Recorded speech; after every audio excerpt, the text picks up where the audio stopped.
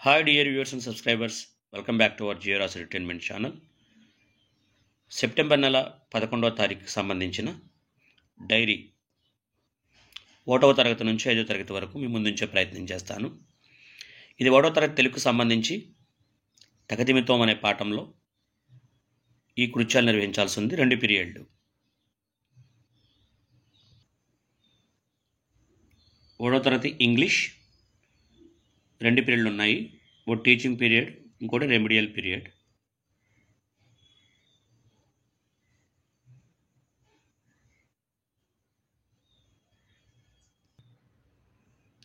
ఒకటవ తరగతి మ్యాథ్స్ కూడా 2 పీరియడ్స్ ఉన్నాయి.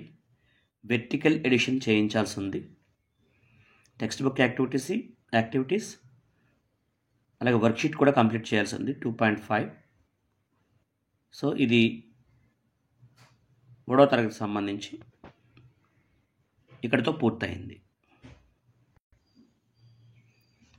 ఇక 2వ తరగతి ఇంగ్లీష్ మాత్రమే మాకు అవైలబిలిటీ ఉంది కాబట్టి దాన్ని మాత్రమే ఉంచగలుగుతున్నాను మీ ముందు.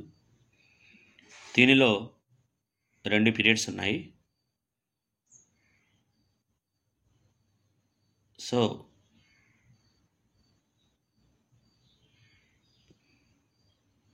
Reading new words, matching with pictures ఉంది. దీంతో 2nd క్లాస్ పూర్తయింది. 3rd క్లాస్ సంబంధించి తెలుగు 2 పీరియడ్స్ ఉన్నాయి. దానిలో ప్రశ్నార్థక పదాలని అలాగే ప్రశ్నార్థకాన్ని, విరామ చిహ్నాలు ప్రశ్నార్థకాన్ని విద్యార్థులకు తెలియచేయాలి. వర్క్షీట్ 6 పేజీ నెంబర్ 41లో ఉన్నటువంటి వర్క్షీట్ని కంప్లీట్ చేయాల్సి ఉంది.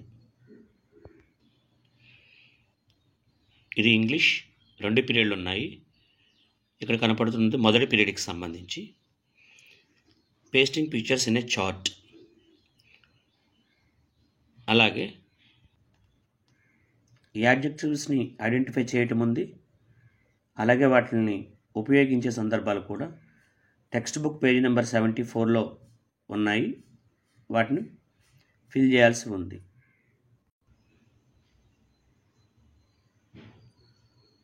గణితంలో 2 పీరియడ్స్ ఉన్నాయి. ఫస్ట్ పీరియడ్ టెక్స్ట్ బుక్లో పేజీ నెంబర్ 74లో ఉన్నటువంటి ప్రాబ్లమ్స్ని సాల్వ్ చేయాల్సి ఉంది. అలాగే వర్క్షీట్ నెంబర్ 10 అని కంప్లీట్ చేయాల్సి ఉంది. 3rd క్లాస్ ఈవీఎస్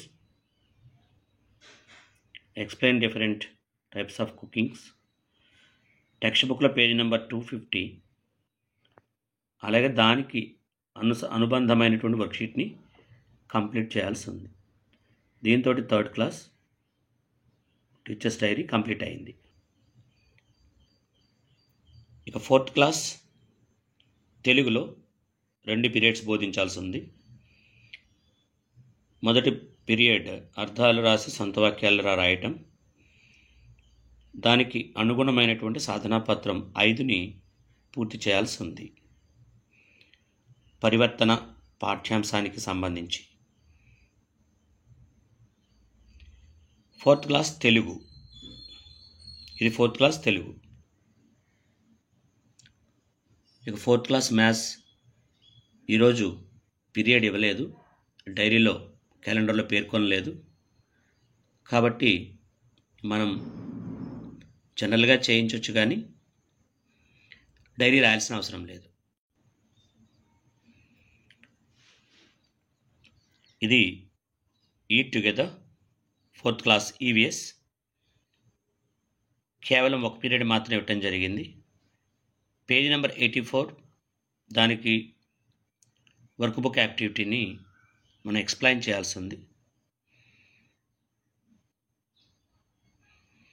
మాకు ఇంగ్లీష్